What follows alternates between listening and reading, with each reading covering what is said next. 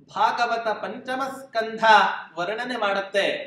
ಭಗವಂತ ಈ ಪ್ರಪಂಚವನ್ನ ಸೃಷ್ಟಿ ಮಾಡಬೇಕಾದರೆ ಅವನಿಗೂ ಕೂಡ ಒಂದು ದೇವರ ಮನೆಯನ್ನು ಸೃಷ್ಟಿ ಮಾಡಬೇಕು ಅಂತ ಮನಸ್ಸಾಯ್ತಂತೆ ಅವನಿಗೆ.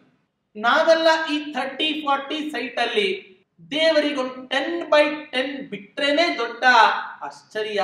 ಅದರ ಭಗವಂತ ಆಲೋಚನೆ ಮಾಡ್ತಾನೆ, ಈ ಪ್ರಪಂಚವನ್ನೇ ನನ್ನ ಮನೆಯನ್ನಾಗಿ ನಿರ್ಮಾಣ ಮಾಡಿದಾಗ ಈ ಪ್ರಪಂಚಕ್ಕೆ ಒಂದು ದೊಡ್ಡ ದೇವರ ಮನೆ ನಿರ್ಮಾಣ ಆಗಬೇಕು. ಆ ದೇವರ ಮನೆಯೇ ಇವತ್ತಿನ ದಿನ ಈ ಭಾರತ ದೇಶ. ಈ ಕಾರಣದಿಂದಲೇ ಅನೇಕ ದೇವತೆಗಳ ಅವತಾರ, ಅನೇಕ ಸಾಧಕರ ಅವತಾರ ಅಥವಾ ಭಗವಂತನ ಅವತಾರಗಳೇ ಈ ಭರತ ಖಂಡದಲ್ಲಿ ಬಿಟ್ಟು ಬೇರೆ ಎಲ್ಲಾದರೂ ಕೂಡ ವಿದೇಶದಲ್ಲಿ ಆಗಿದ್ದುಂಟ ಆಲೋಚನೆಯನ್ನು ಮಾಡಿ.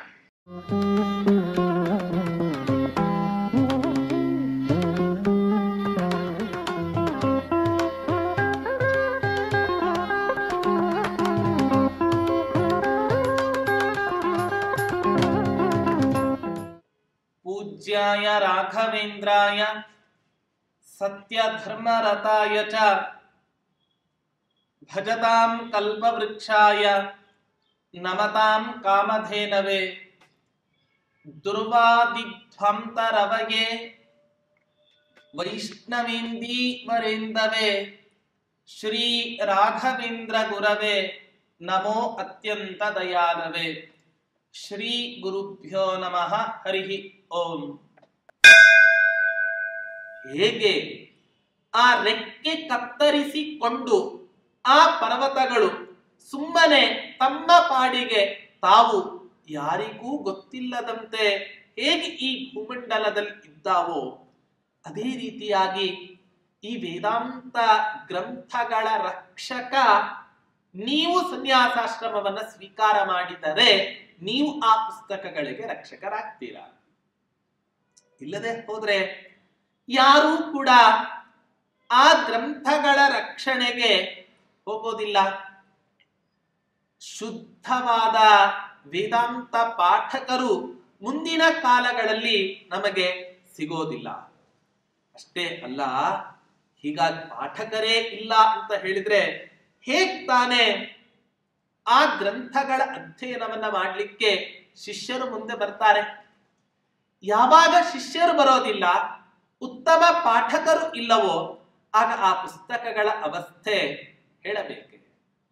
ಪರಮಾತ್ಮ ಹೇಳ್ತಾನೆ, ನನ್ನ ಇನ್ನೊಂದು ಸಾಕ್ಷಾತ್ ಪ್ರತೀಕ ಅಂದರೆ ಅಕ್ಷರ ರೂಪದಲ್ಲಿ ಸಕಲ ಸಶಾಸ್ತ್ರಗಳಲ್ಲಿ ಎಲ್ಲ ಪುಸ್ತಕಗಳಲ್ಲಿಯೂ ಕೂಡ ನಾನು ನೆಲೆಸಿರ್ತೇನೆ.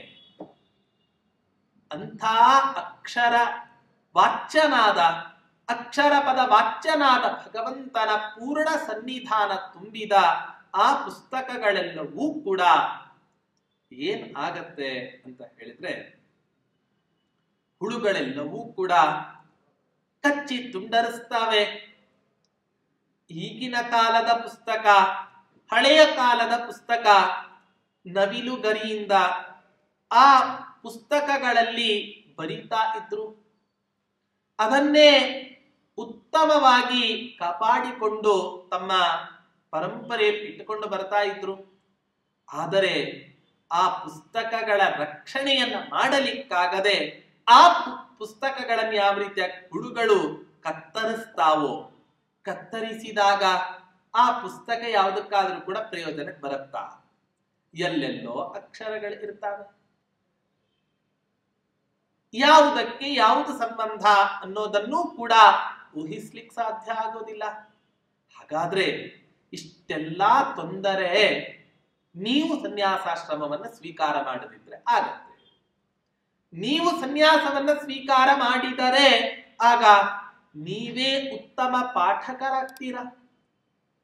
ಯಾವಾಗ ನೀವು ಅತ್ಯುತ್ತಮ ರೀತಿಯಿಂದ ವೇದಾಂತ ಶಾಸ್ತ್ರಗಳ ಪಾಠವನ್ನ ನಡೆಸ್ತೀರೋ, ಆಗ ಸಕಲ ಶಿಷ್ಯರು ಕೂಡ ತಮ್ಮ ಆ ವಾಂಗ್ಮಯ ಸೇವೆಗೆ ಮನಸೋತು ಎಲ್ಲರೂ ಕೂಡ ತಮ್ಮ ಶಿಷ್ಯತ್ವವನ್ನು ವಹಿಸ್ತಾರೆ.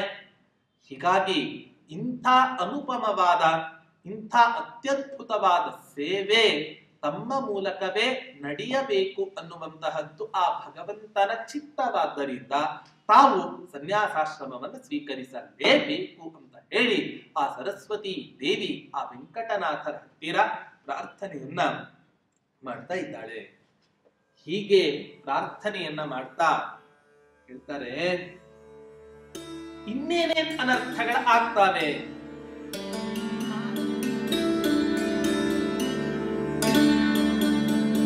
ಆಚಾರ್ಯಾಣಾಂ ಕರ್ಮಠಾನಾಂ ಮಠಾನಾಂ ವೇದ್ಯಾಂ ವಿದ್ಯಾಂ ತತ್ವಮಿಥ್ಯಾತ್ವವಾದಃ ಮರ್ತ್ಯಾ ಭಾವದ್ವಾಸನಾ ವಾಶಿತಾನಾಂ ತತ್ರತ್ಯಾನಾಂ ಮಂಡಜಾನಾಂ ತದಾನೀಂ.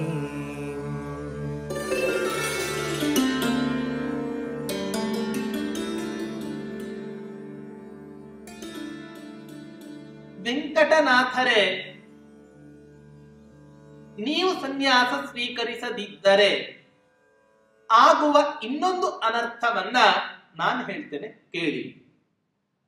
ಎಲ್ಲಾ ಮಠದ ಜಗಲಿ ಪ್ರದೇಶಗಳಲ್ಲಿ ಹೊರಭಾಗದಲ್ಲಿ ಊಟ ಆಗೋದಕ್ಕಿಂತ ಮುಂಚೆ ಅಥವಾ ಊಟ ಆದ ಮೇಲೆ ಅನೇಕ ಜನ ವಿದ್ವಾಂಸರೆಲ್ಲರೂ ಕೂಡ ಸೇರಿ,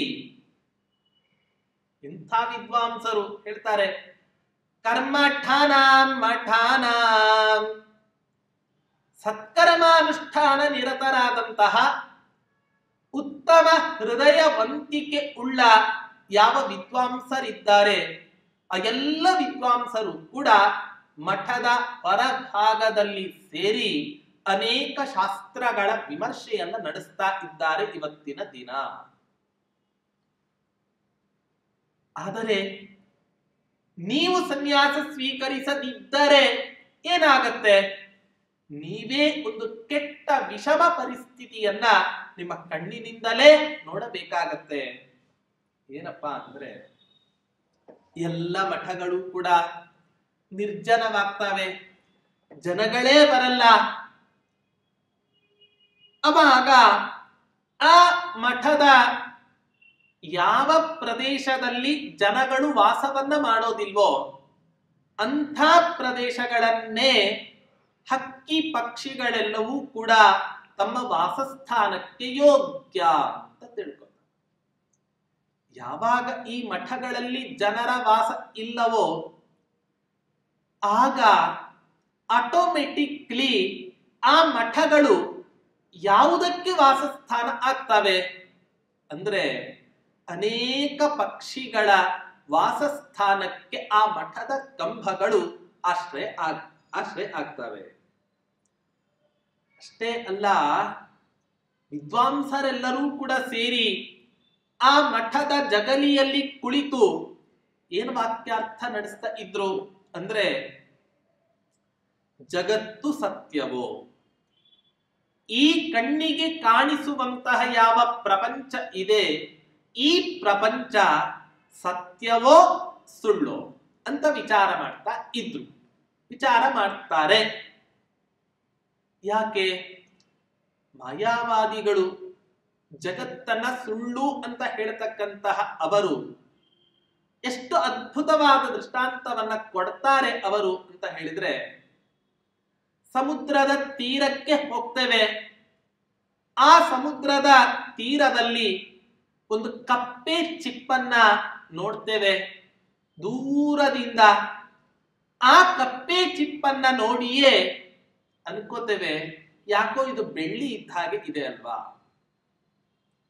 ಹತ್ರ ಹೋಗಿ ನೋಡ್ತೇವೆ, ಅದು ಬೆಳ್ಳಿಗೆ ಇರೋದಿಲ್ಲ. ಹಾಗಾದ್ರೆ ಈ ಪ್ರಪಂಚವೂ ಕೂಡ ಕಪ್ಪೆ ಚಿಪ್ಪಿನಂತೆ.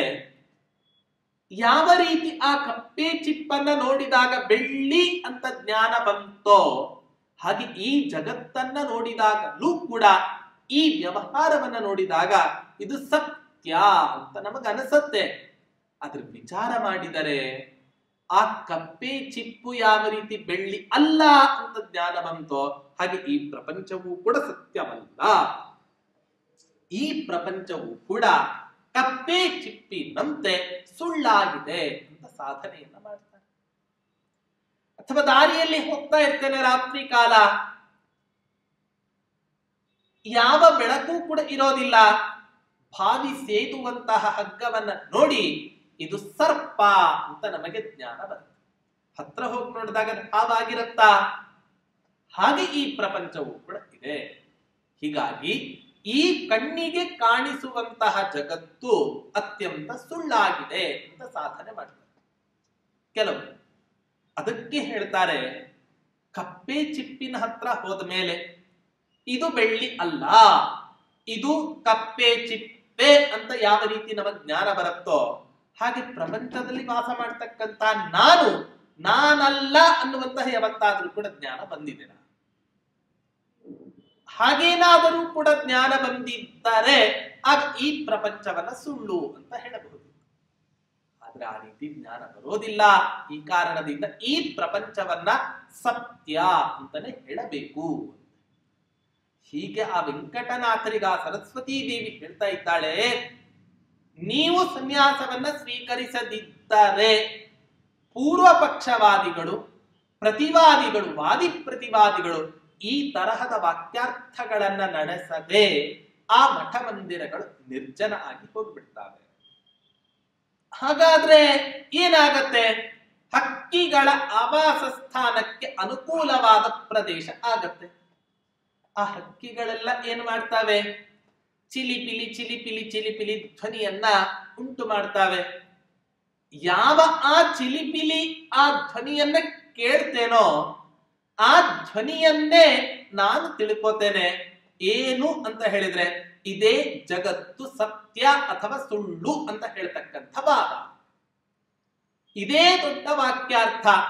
ಇದಕ್ಕಿಂತಲೂ ಕೂಡ ಮಿಗಿಲಾದ ಜನರು ನಡೆಸುವಂತಹ ವಾಕ್ಯಾರ್ಥ ಇಲ್ಲದೆ ಇರಬೇಕಾದೀತು. ಹಾಗಾದರೆ ಈ ಮಠ ಮಂದಿರಗಳಲ್ಲಿ ಕೇವಲ ಬೆಕ್ಕು ಅಥವಾ ಅನೇಕ ಪಕ್ಷಿಗಳ ವಾಸಕ್ಕೆ ಅನುಕೂಲ ಮಾಡಿಕೊಡ್ತೀರೋ ಅಥವಾ ವಿದ್ವಾಂಸರಿಗೆ ಆಶ್ರಯ ನೀಡುವಂತೆ ಯೋಜನೆಯನ್ನ ರೂಪಿಸ್ತೀರೋ ನೀವೇ ಆಲೋಚನೆಯನ್ನ ಮಾಡಿ ಅಂತ ಈ ರೀತಿಯಾಗಿ ಆ ಸರಸ್ವತಿ ದೇವಿ ಆ ವೆಂಕಟನಾಥರಿಗೆ ಹೇಳ್ತಾ ಇದ್ದಾಳೆ. ಹೀಗೆ ನಿರೂಪಣೆಯನ್ನ ಮಾಡ್ತಾ ಆ ವೆಂಕಟನಾಥರಿಗೆ ಹೇಳ್ತಾ ಇದ್ದಾಳೆ, ಇನ್ನೂ ಒಂದು ಅನರ್ಥ ಇದೆ. ನೀವು ಸನ್ಯಾಸವನ್ನ ಸ್ವೀಕರಿಸದಿದ್ದರೆ ಏನ್ ಅನರ್ಥ?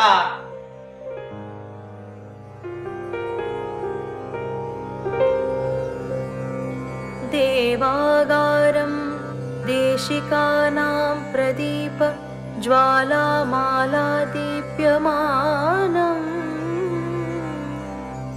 ತದಾತು ಸೂರ್ಯಾಲೋಕಂ ಸಂಶ್ರಿತೋ ಲೋಕಲೋಕಂ ಸೂರ್ಯಾಲೋಕೆ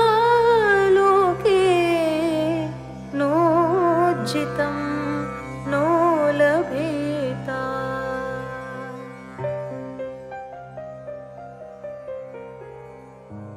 ವೆಂಕಟನಾಥರೇ, ಈಗಿನ ಪ್ರೆಸೆಂಟ್ ಪರಿಸ್ಥಿತಿ ಹೇಗಿದೆ? ನಿಮ್ಮ ಗುರುಗಳು ಪೂಜೆಯನ್ನ ಮಾಡ್ತಾರೆ. ಪೂಜೆಯನ್ನ ಮಾಡಬೇಕಾದ್ರೆ ಆ ಭಗವಂತನ ಮಂದಿರದಲ್ಲಿ, ದೇವರ ಮನೆಯಲ್ಲಿ ಪ್ರತಿಯೊಬ್ಬ ಮನುಷ್ಯನೂ ಕೂಡ ಹಿಂದಿನ ಕಾಲದಿಂದ ಒಂದು ಮನೆಯನ್ನ ಕಟ್ಟಿದ್ದಾನೆ ಅಂತ ಹೇಳಿದರೆ ಆ ಮನೆ ಒಳಗೆ ಪುಟ್ಟದಾದರೂ ಕೂಡ ಒಂದು ಸಣ್ಣ ದೇವರ ಮನೆಯನ್ನ ನಿರ್ಮಾಣ ಮಾಡಿಯೇ ಇಟ್ಟಿರ್ತಾನೆ ಅವನು. ಇಂಥ ಆಶ್ಚರ್ಯ ಅಂದ್ರೆ ಭಾಗವತ ಪಂಚಮ ಸ್ಕಂಧ ವರ್ಣನೆ ಮಾಡುತ್ತೆ. ಭಗವಂತ ಈ ಪ್ರಪಂಚವನ್ನ ಸೃಷ್ಟಿ ಮಾಡಬೇಕಾದರೆ ಅವನಿಗೂ ಕೂಡ ಒಂದು ದೇವರ ಮನೆಯನ್ನು ಸೃಷ್ಟಿ ಮಾಡಬೇಕು ಅಂತ ಮನಸ್ಸಾಯ್ತಂತೆ ಅವನಿಗೆ. ನಾವೆಲ್ಲ ಈ 30-40 ಸೈಟ್ ಅಲ್ಲಿ ದೇವರಿಗೊಂದು 10x10 ಬಿಟ್ರೇನೆ ದೊಡ್ಡ ಆಶ್ಚರ್ಯ. ಅದರ ಭಗವಂತ ಆಲೋಚನೆ ಮಾಡ್ತಾನೆ, ಈ ಪ್ರಪಂಚವನ್ನೇ ನನ್ನ ಮನೆಯನ್ನಾಗಿ ನಿರ್ಮಾಣ ಮಾಡಿದಾಗ ಈ ಪ್ರಪಂಚಕ್ಕೆ ಒಂದು ದೊಡ್ಡ ದೇವರ ಮನೆ ನಿರ್ಮಾಣ ಆಗಬೇಕು. ಆ ದೇವರ ಮನೆಯೇ ಇವತ್ತಿನ ದಿನ ಈ ಭಾರತ ದೇಶ. ಈ ಕಾರಣದಿಂದಲೇ ಅನೇಕ ದೇವತೆಗಳ ಅವತಾರ, ಅನೇಕ ಸಾಧಕರ ಅವತಾರ ಅಥವಾ ಭಗವಂತನ ಅವತಾರಗಳೇ ಈ ಭರತಖಂಡದಲ್ಲಿ ಬಿಟ್ಟು ಬೇರೆ ಎಲ್ಲಾದರೂ ಕೂಡ ವಿದೇಶದಲ್ಲಿ ಆಗಿದ್ದುಂಟ ಆಲೋಚನೆಯನ್ನು ಮಾಡಿ. ಯಾಕೆ? ಆ ಪ್ರಪಂಚಕ್ಕೆ ದೇವರ ಮನೆಯ ಸ್ಥಾನದಲ್ಲಿ ಇರುವಂತಹದ್ದು ಈ ಭಾರತ ದೇಶ. ಅದಕ್ಕೋಸ್ಕರವೇ ಈ ನಮ್ಮ ಭಾರತ ದೇಶ ಈ ಪ್ರಪಂಚಕ್ಕೆ, ಇಡೀ ಪ್ರಪಂಚಕ್ಕೆ ವಿಶ್ವಗುರು ಅನ್ನೋದನ್ನ ಹಿಂದಿನ ಕಾಲದಲ್ಲಿ ಹೇಳ್ತಾ ಇತ್ತು. ಹಾಗೆ ಸರಸ್ವತೀ ದೇವಿ ಆ ವೆಂಕಟನಾಥರಿಗೆ ಹೇಳ್ತಾಳೆ, ನಿಮ್ಮ ಗುರುಗಳು ಇವತ್ತಿನ ದಿನ ದೇವರ ಮನೆಯಲ್ಲಿ ಆ ಭಗವಂತನ ಪ್ರತಿಮೆಗಳನ್ನ ಇಟ್ಟು ಪೂಜೆಯನ್ನ ಮಾಡಬೇಕಾದರೆ ಅವತ್ತೇನಾಗತ್ತೆ?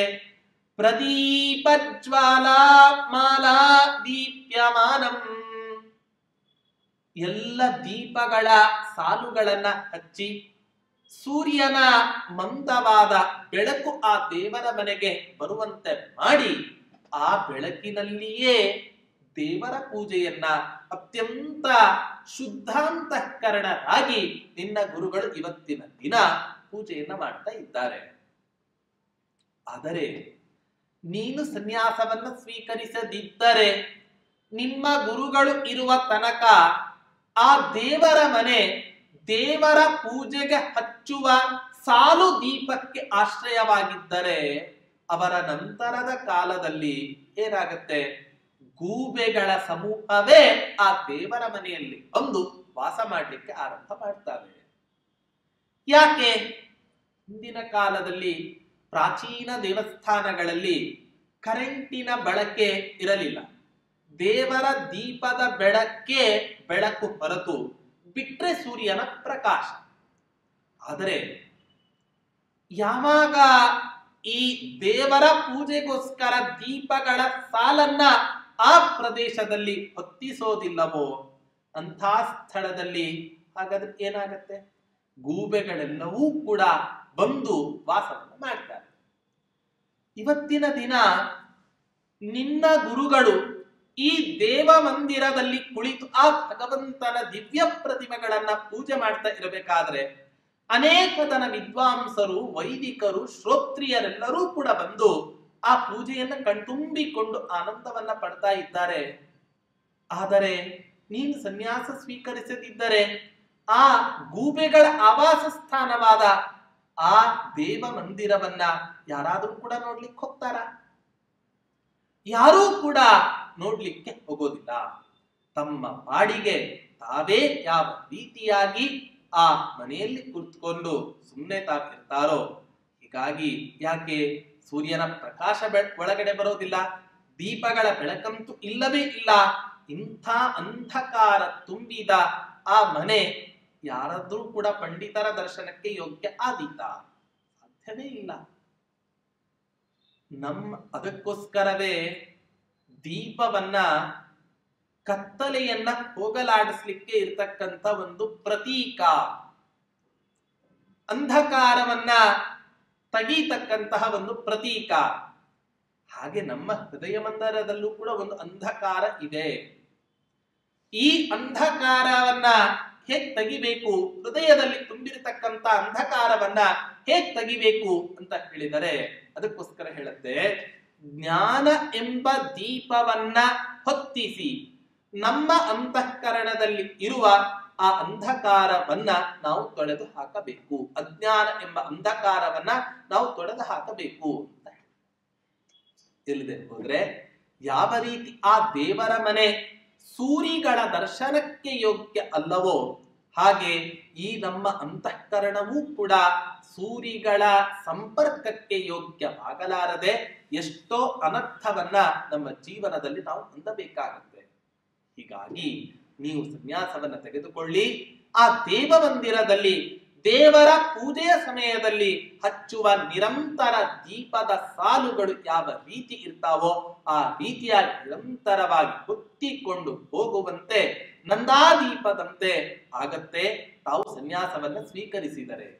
ಅದರಿಂದ ಅವಶ್ಯವಾಗಿ ತಾವು ಸನ್ಯಾಸವನ್ನ ಸ್ವೀಕಾರ ಮಾಡಬೇಕು ಅಂತ ಈ ರೀತಿಯಾಗಿ ಹೇಳ್ತಾ ಇದ್ದಾರೆ. ಹೀಗೆ ನಿರೂಪಣೆಯನ್ನ ಮಾಡ್ತಾ ಆ ವಿದ್ಯಾಲಕ್ಷ್ಮಿ ಸರಸ್ವತಿ ದೇವಿ ವರ್ಣನೆಯನ್ನ ಮಾಡ್ತಾ ಇದ್ದಾಳೆ.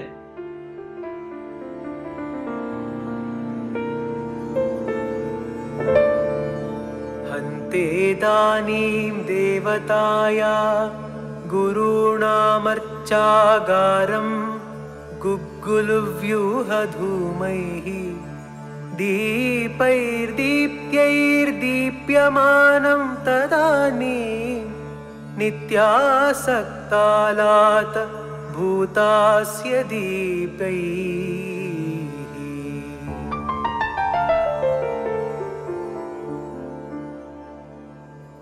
ಇವಾಗೆಲ್ಲ ನಿಮ್ಮ ಗುರುಗಳು ಪೂಜೆ ಮಾಡಬೇಕಾದರೆ ಭಗವಂತನಿಗೆ ಅನೇಕ ತರಹದ ಸೇವೆಗಳನ್ನ ಅರ್ಪಣೆ ಮಾಡ್ತಾರೆ.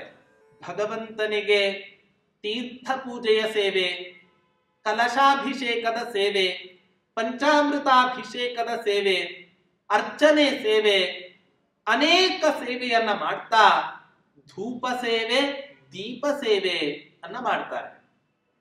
ಯಾವಾಗ ನಿನ್ನ ಗುರುಗಳು ಆ ಭಗವಂತನ ಪ್ರತೀಕಗಳಿಗೆ ಧೂಪ ಸೇವೆಯನ್ನ ಮಾಡ್ತಾರೋ ಆ ಧೂಪದ ಸುವಾಸನೆಯಿಂದ ನಿನ್ನ ಗುರುಗಳು ಪೂಜೆ ಮಾಡುವಂತಹ ಆ ದೇವ ಮಂದಿರ ಅತ್ಯಂತ ಸುವಾಸನೆಯಿಂದ ಕೂಡಿರುತ್ತೆ. ಆದ್ರೆ ಯಾವಾಗ ನೀನ್ ಸನ್ಯಾಸವನ್ನ ಸ್ವೀಕಾರ ಮಾಡೋದಿಲ್ವೋ ದೇವರ ಮನೆಯಲ್ಲಿ ಪೂಜೆ ಆಗೋದಿಲ್ಲ. ಪೂಜೆ ಆಗದೆ ಹೋದ್ರೆ ಧೂಪದ ವಾಸನೆಯನ್ನು ನಿರೀಕ್ಷೆ ಮಾಡ್ಲಿಕ್ಕೆ ಸಾಧ್ಯ ಉಂಟೆ? ಸಾಧ್ಯವೇ ಇಲ್ಲ. ಹಾಗಾದ್ರೆ ಏನಾಗತ್ತೆ ಅದು ಅಂತ ಹೇಳಿದ್ರೆ, ಯಾವಾಗ ಯಾವ ಪ್ರದೇಶಗಳಲ್ಲಿ ಭಗವಂತನ ಪೂಜೆಗಳು ನಡೆಯೋದಿಲ್ಲವೋ ಆ ಸ್ಥಳಗಳು ಕೊಳ್ಳಿ ದೆವ್ವಕ್ಕೆ ಆವಾಸ ಸ್ಥಾನವಾಗತ್ತೆ. ನಾವೆಲ್ಲರೂ ಕೂಡ ಎಚ್ಚರಿಕೆಯಿಂದ ಇರಬೇಕು. ಭಗವಂತನ ಕೃಪಾ ಕಟಾಕ್ಷದಿಂದ ಅವನ ಅನುಗ್ರಹದಿಂದ ನಮಗೆ ಒಂದು ಮನೆ ಅವನ ಅನುಗ್ರಹದಿಂದ ದೊರಕತ್ತೆ. ಅವನೇ ಕೊಟ್ಟ ಆ ಮನೆಯಲ್ಲಿ ಅವನಿಗೆ ಸ್ಥಾನವನ್ನ ಕಲ್ಪಿಸದೇ ಇದ್ದರೆ ಏನಾಗತ್ತೆ? ಕೊಳ್ಳಿ ದೆವ್ವ ವಾಸ ಮಾಡುತ್ತೆ ಅಂತ ಅರ್ಥ. ಕೊಟ್ಟರೂ ಕೂಡ ಆ ದೇವ ಪೂಜಾ ಮಂದಿರದಲ್ಲಿ ಒಂದು ದಿನವೂ ಕೂಡ ಅವನ ಪೂಜೆಯನ್ನು ನಡೆಸದೆ ಹೋದರೆ ಏನಾಗತ್ತೆ? ದೆವ್ವಗಳ ಆವಾಸ ಸ್ಥಾನವಾಗತ್ತೆ. ಒಂದೋ ನಮ್ಮ ನಿಮ್ಮೆಲ್ಲರ ಮನೆ ದೇವರ ಆವಾಸ ಸ್ಥಾನ ಆಗಬೇಕು, ಅಥವಾ ದೆವ್ವಗಳ ಆವಾಸ ಸ್ಥಾನ ಆಗಬೇಕು. ಯಾವಾಗ ದೇವರಿಗೆ ವಾಸ ಮಾಡಲಿಕ್ಕೆ ಅನುಕೂಲ ಆಗತ್ತೆ ಅಂದರೆ ಯಾವಾಗ ಅಲ್ಲಿ ಭಗವಂತನ ಪೂಜೆ, ಅತಿಥಿ ಸತ್ಕಾರ, ಸ್ತ್ರೀಯರಿಗೆ ಗೌರವ, ಸನ್ಯಾಸಿಗಳಿಗೆ ಗೌರವ ಇವೆಲ್ಲವೂ ಕೂಡ ನಡೆಯುತ್ತೋ ಆಗ ಅಲ್ಲಿ ದೇವತೆಗಳ ಸನ್ನಿಧಾನ ತುಂಬಿ ತುಳುಕತ್ತೆ. ಯಾವಾಗ ಅಲ್ಲಿ ದೇವತೆಗಳ ಸನ್ನಿಧಾನ ಇಲ್ಲವೋ, ಈ ಅತಿಥಿ ಸತ್ಕಾರಾದಿಗಳು ನಡೆಯೋದಿಲ್ವೋ ಆ ಸಂದರ್ಭದಲ್ಲಿ ಆಟೋಮೆಟಿಕ್ಲಿ ದೆವ್ವಗಳ ಸನ್ನಿಧಾನ ತುಂಬಿ ತುಳುಕಾಡತ್ತೆ. ಏನ್ ಮಾಡ್ತಾವೆ ಆ ಕೊಳ್ಳಿ ದೆವ್ವ? ದೇವರ ಪೂಜೆಗೆ ಅವನ ಸಂಪ್ರೀತಿಗೋಸ್ಕರ ಧೂಪ ಸೇವೆಯನ್ನ ಪೂಜೆ ಮಾಡಬೇಕಾದ್ರೆ ಅರ್ಪಣೆ ಮಾಡಿದರೆ, ಪೂಜೆ ಮಾಡದೇ ಇರ್ತಕ್ಕಂತ ಸಂದರ್ಭದಲ್ಲಿ ಆ ಕೊಳ್ಳಿ ದೆವ್ವ ತನ್ನ ಬಾಯಲ್ಲಿ ಇರ್ತಕ್ಕಂತ ಹೊಗೆ ಜೋರಾಗಿ ಉಗುಳತ್ತೆ. ಅಷ್ಟೇ ಅಲ್ಲ, ತನ್ನ ಬೆಳಕಿನಿಂದಲೇ ಆ ದೇವ ಪೂಜಾ ಮಂದಿರಕ್ಕೆ ಬೆಳಕನ್ನ ಕೊಡುವಂತ ಒಂದು ಪರಿಸ್ಥಿತಿ ನಿರ್ಮಾಣ ಆಗುತ್ತೆ. ಹೀಗಾಗಿ ಇಂಥ ಅತ್ಯಂತ ದುಃಖಪ್ರದವಾದ, ಅತ್ಯಂತ ದುಃಖವನ್ನ ನೀಡ್ತಕ್ಕಂತ ಒಂದು ಸಂದರ್ಭ ನನಗೆ ಈ ಜೀವನದಲ್ಲಿ ಬರುತ್ತೆ, ನೀನು ಸನ್ಯಾಸವನ್ನ ಸ್ವೀಕಾರ ಮಾಡದಿದ್ದರೆ. ಅಷ್ಟೇ ಅಲ್ಲ, ಯಾವ ಈ ಕೊಳ್ಳಿ ದೆವ್ವಗಳು ವಾಸವನ್ನ ಮಾಡ್ಲಿಕ್ಕೆ ಆರಂಭ ಮಾಡ್ತಾವೋ ಅಂತ ಸ್ಥಳದಲ್ಲಿ ನನ್ನ ವಾಸಸ್ಥಾನ ಸಾಧ್ಯವೇ ಇಲ್ಲ. ಹೀಗಾಗಿ ನಾನು ಕೂಡ ಅಲ್ಲಿ ವಾಸವನ್ನ ಮಾಡ್ಲಿಕ್ಕೆ ಸಾಧ್ಯವಾಗದೇ ಇರುವಂತಹ ಪರಿಸ್ಥಿತಿ ಆಗತ್ತೆ. ಯಾವಾಗ ನಾನು ವಾಸವನ್ನ ಮಾಡೋದಿಲ್ವೋ ಅಲ್ಲಿ ನನಗಿಂತ ತಾರತಮ್ಯ ಕಕ್ಷೆಯಲ್ಲಿ ಉತ್ತಮಳಾದಂಥ ಲಕ್ಷ್ಮೀ ದೇವಿ ಅಲ್ಲಿ ಇರ್ಲಿಕ್ಕೆ ಸಾಧ್ಯವೇ ಇಲ್ಲ.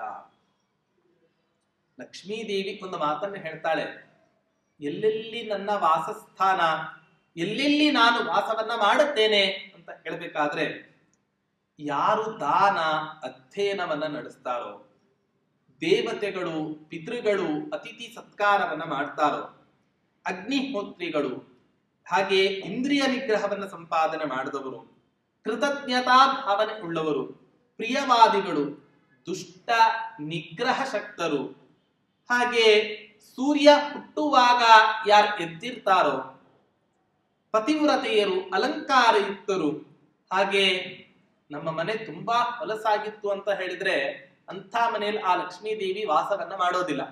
ಅದಕ್ಕೋಸ್ಕರ ಮನೆ ಅಂತ ಏನಿರತ್ತೋ ಅದನ್ನು ಸದಾ ಕಾಲ ಅತ್ಯಂತ ಪರಿಶುದ್ಧವಾಗಿ ಇಟ್ಕೊಂಡಿರಬೇಕು ಅಂತ ಹೇಳ್ತಾರೆ. ಇಲ್ಲದೆ ಹೋದ್ರೆ ಆ ಲಕ್ಷ್ಮೀ ದೇವಿ ವಾಸವನ್ನ ಮಾಡೋದಿಲ್ಲ.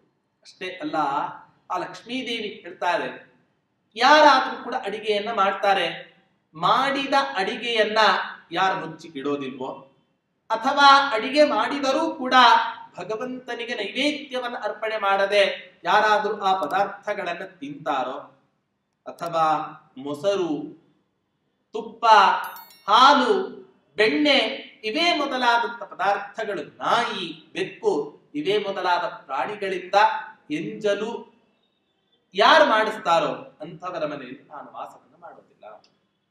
ಹೀಗಾಗಿ ದೇವರ ಪೂಜೆಯಲ್ಲಿ ನಡೆಯಲ್ವೋ ಅಲ್ಲಿ ದೇವತೆಗಳ ಸನ್ನಿಧಾನ ಇಲ್ಲ ಅಂತ ಬಿಟ್ರೆ ಯಾವ ದೇವತೆಗಳ ಸನ್ನಿಧಾನವೂ ಕೂಡ ಇರೋದಿಲ್ಲ. ಹೀಗಾಗಿ ಸರಸ್ವತೀ ದೇವಿಯ ಸನ್ನಿಧಾನ, ಮಹಾಲಕ್ಷ್ಮಿಯ ಸನ್ನಿಧಾನ, ಆ ಭಗವಂತನ ಸನ್ನಿಧಾನ, ಯಾರ ಸನ್ನಿಧಾನವೂ ಕೂಡ ಇರೋದಿಲ್ಲ ಅಂದ್ರೆ ಅದು ದೆವ್ವಗಳ ಆವಾಸ ಸ್ಥಾನವೇ ಆಗತ್ತೆ. ಇಷ್ಟೆಲ್ಲ ಅನರ್ಥ ಇರುವ ಕಾರಣದಿಂದ ನೀವು ಸನ್ಯಾಸವನ್ನು ಸ್ವೀಕಾರ ಮಾಡಿ.